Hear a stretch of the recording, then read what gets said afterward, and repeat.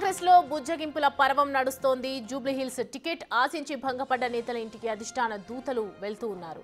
ఆశావాహుల ఇంటికి వెళ్లి వారికి నచ్చచెప్పారు. అలకలు వీడి కలిసికట్టుగా పనిచేయాలని చెప్పి దిశానిర్దేశం చేశారు. ఎన్నికలకు అందరూ కలిసి టీంగా పనిచేయాలన్న అధిష్టానం మాటను వారికి వివరించారు. నిన్న అంజన్ కుమార్, సిఎన్ రెడ్డి, బాబా ఫసియుద్దీన్ ఇంటికి కాంగ్రెస్ నేతలు వెళ్లారు. పార్టీలో తగిన ప్రాధాన్యత ఉంటుందని హామీ ఇచ్చారు. త్వరలో పదవులు వర్తిస్తాయంటూ మీనాక్షి మాటగా చెప్పారు.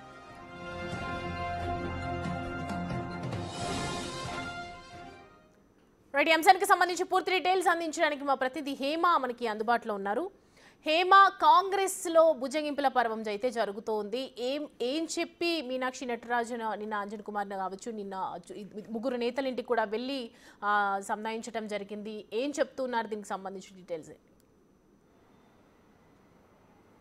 మొత్తానికి కాంగ్రెస్ పార్టీలో బుజ్జగింపుల పర్వం కొనసాగుతుందనే చెప్పుకోవచ్చు. యాక్చువల్లీ కాంగ్రెస్ పార్టీలో ఇది ఒక అనివార్య కార్యక్రమం, ఇది ఒక చరిత్రలాగా కొనసాగుతూ ఉంది.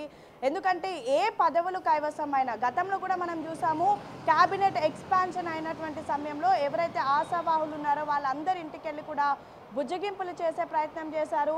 ఇక ఇప్పుడు జూబ్లీహిల్స్ ఉప ఎన్నికలకు సంబంధించి పెద్ద ఎత్తున ఏదైతే అభ్యర్థులు మొదటి నుంచి కూడా ఎక్కువ సంఖ్యలో ఆశావాహులు ఉన్నారు. మొదటి నుంచి కూడా అనేక మంది పేర్లు వినిపించాయి. కానీ ఒక్కొక్క సామాజిక వర్గం నుంచి 4-5 పేర్లు వినిపించినప్పటికీ కొంతమంది అయితే తామే జూబ్లీహిల్స్కి అభ్యర్థులు అంటూ కూడా బహిరంగంగా ప్రకటించుకున్నారు. అండ్ జూబ్లీహిల్స్ తమకే టికెట్ రాబోతోంది అంటూ కూడా చెప్పినటువంటి పరిస్థితి. అయితే ఇలాంటి సందర్భంలో బీసీ సామాజిక వర్గం వైపు మొగ్గు చూపుతూ నవీన్ యాదవ్ వైపు కాంగ్రెస్ పార్టీ అటు నవీన్ యాదవ్కి టికెట్ ఇచ్చింది, నవీన్ యాదవ్కి మొగ్గు చూపింది. సో ఈ నేపథ్యంలో పెద్ద ఎత్తున ఎవరైతే ఆశావాహులు ఉన్నారో వాళ్ళంతా కూడా అలకబుచ్చుకున్నారు. ఇక నిన్న మొత్తం కూడా ఉదయం నుంచి సాయంత్రం వరకు అటు ఏఐసీసీ వ్యవహారాల ఇన్ఛార్జ్ మీనాక్షి నటరాజన్, అదేవిధంగా మంత్రులు, ఇన్ఛార్జ్ మంత్రులుగా ఉన్నటువంటి తుమ్మల నాగేశ్వరరావు, పొన్నం ప్రభాకర్, అదేవిధంగా వివేక్, వీళ్ళు అందరూ కూడా వెళ్ళి ప్రధానంగా ఒక్కొక్కరిని కలిసి నేరుగా వాళ్ళతో మాట్లాడి ఎవరు కూడా అలగొద్దు, వీలైతే కాంగ్రెస్ పార్టీ కోసం పనిచేయాలి, అండ్ మోరోవర్ జూబ్లీహిల్స్ ఉప ఎన్నికల్లో అందరు కూడా కలిసి పనిచేసి ఎలా అయినా సరే జూబ్లీహిల్స్ గెలిచే విధంగా కూడా ప్రయత్నించాలి అంటూ కూడా పెద్ద ఎత్తున నిన్న నేతలందరూ ఇంటికి వెళ్ళినటువంటి పరిస్థితి. అయితే ప్రధానంగా ప్రస్తుతం జూబ్లీహిల్స్లో ఉన్నటువంటి వాళ్ళంతా కూడా చాలా స్ట్రాంగ్ లీడర్లుగా చూస్తున్నారు. ఇన్ కేస్ వాళ్ళు అలకబూనుకుంటే మాత్రం ఖచ్చితంగా ఆ ఎఫెక్ట్ అనేది ఎన్నికల మీద పడుతుంది, రిజల్ట్ మీద పడుతుంది. ఎందుకంటే ఒక్కొక్కరి దగ్గర కూడా ఓట్ బ్యాంక్ పెద్ద సంఖ్యలో ఉంది, వాళ్ళకు సంబంధించినటువంటి అభిమానులు, కార్యకర్తలు ఉన్నారు. సో ఇలాంటి సందర్భంలో వాళ్ళు అలకబూడితే ఖచ్చితంగా ఎన్నికల్లో ఎఫెక్ట్ పడుతుందని భావించినటువంటి అధిష్టానం నిన్న ఇన్ఛార్జ్ మంత్రులతో పాటు ఏఐసీసీ వ్యవహారాల ఇన్ఛార్జ్ మీనాక్షి నటరాజన్ని కూడా పంపినటువంటి పరిస్థితి. అయితే మొదటిగా నిన్న అంజన్ కుమార్ యాదవ్ దగ్గరికి వెళ్ళారు. అంజన్ కుమార్ యాదవ్ అంతకంటే ముందే, అంటే మొన్ననే మీడియా వేదికగా ఒక ప్రకటన చేస్తాను అంటూ కూడా చెప్పినటువంటి సమయంలో అధిష్టానం రేపు వచ్చి మాట్లాడతాము, ఎలాంటి ప్రకటనలు కూడా చేయొద్దు అంటూ కోరారు. ఇక నిన్న ఎవరైతే మీనాక్షి నటరాజన్ కానివ్వండి, ఇన్ఛార్జీలు కానివ్వండి, వచ్చేంత వరకు కూడా అంజన్ కుమార్ ఏదో ఒక స్టేట్మెంట్ పాస్ చేస్తారు, ఒక నిర్ణయం తీసుకుంటారు అంటూ అందరూ భావించారు. పెద్ద ఎత్తున కార్యకర్తలంతా కూడా ఇంటికి వచ్చి అంజన్కి టికెట్ ఇవ్వాల్సి ఉండింది, నవీన్ యాదవ్కు ఇస్తే మేము ఎవరం కూడా పని చేయము అంటూ కూడా నిన్న కామెంట్ చేసినటువంటి పరిస్థితి. అనంతరం మీనాక్షి నటరాజన్ వచ్చి హామీ ఇచ్చిన తర్వాత అంజన్ కుమార్ కూడా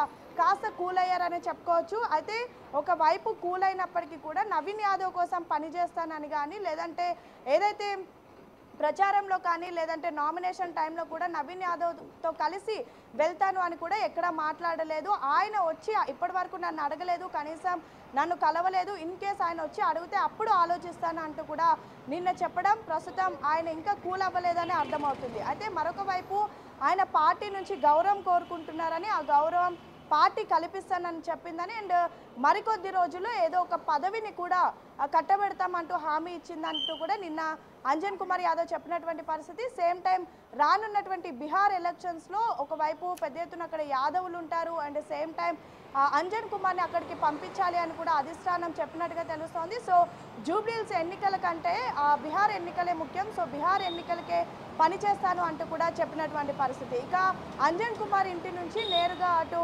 సిఎన్ రెడ్డి ఇంటికి వెళ్లారు. సిఎన్ రెడ్డి ప్రస్తుతం జూబ్లీహిల్స్లో ఉన్నటువంటి రెహమత్ నగర్ డివిజన్కి కార్పొరేటర్గా ప్రాతినిధ్యం వహిస్తున్నారు.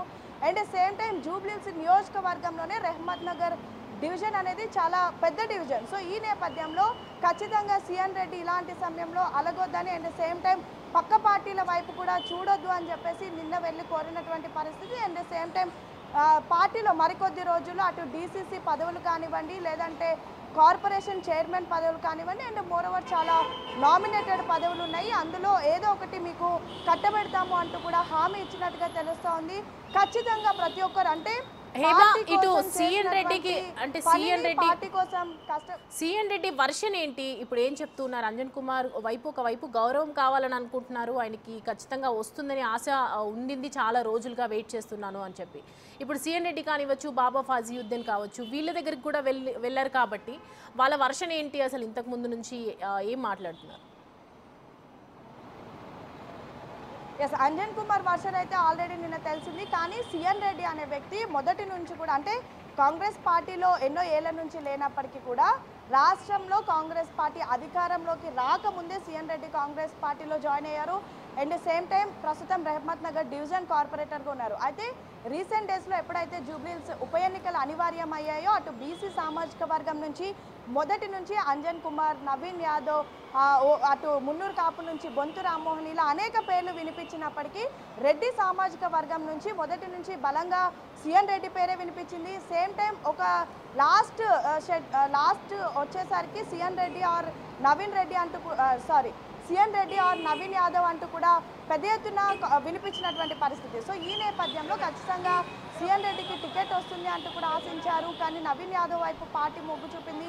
సో నిన్న వెళ్ళినటువంటి సమయంలో కూడా తను పార్టీ కోసం కష్టపడుతున్నారు అండ్ తన దగ్గర కూడా ఓట్ బ్యాంక్ ఉంది కాబట్టి ఖచ్చితంగా తనని గుర్తించాలని అండ్ పార్టీ తనని గుర్తిస్తే ఖచ్చితంగా తను పార్టీ కోసం పనిచేస్తాను అండ్ మోరోవర్ జూబ్లీహిల్స్ ఉప ఎన్నికల కోసం ఖచ్చితంగా పనిచేస్తాను, నవీన్ యాదవ్ కోసం పనిచేస్తాను అండ్ జూబ్లీహిల్స్లో ఎలా అయినా సరే కాంగ్రెస్ జెండా ఎగురవేసే విధంగా కూడా పనిచేస్తాను అంటూ కూడా నిన్న చెప్పినటువంటి పరిస్థితి. ప్రధానంగా అటు వివేక్ కానివ్వండి, పొన్నం కానివ్వండి, ఏసీసీ వ్యవహారాల ఇన్ఛార్జ్ మీనాక్షి కానివ్వండి అండ్ సేమ్ టైం ఏఐసీసీ నుంచి వచ్చినటువంటి విష్ణునాథ్ కానివ్వండి, వీళ్ళందరూ కూడా వెళ్ళి బుజ్జగించినటువంటి సమయంలో చెప్తుంది ఏంటంటే ఖచ్చితంగా పార్టీలో మీకు తగిన గౌరవం ఉంటుంది, ప్రాధాన్యత ఉంటుంది, ఎవరు కూడా ఎలాంటి నిర్ణయాలు తీసుకోవద్దు అంటూ కూడా పదే చెప్తున్నటువంటి పరిస్థితి. సేమ్ టైం నిన్న బాబా ఫసియుద్దీన్ దగ్గరికి వెళ్ళారు. మైనారిటీ కమ్యూనిటీ నుంచి బాబా ఫసియుద్దీన్ పేరుని అటు హైకమాండ్కి కూడా రిఫర్ చేశారు. మొత్తం 3 సామాజిక వర్గాల నుంచి 3 పేర్లు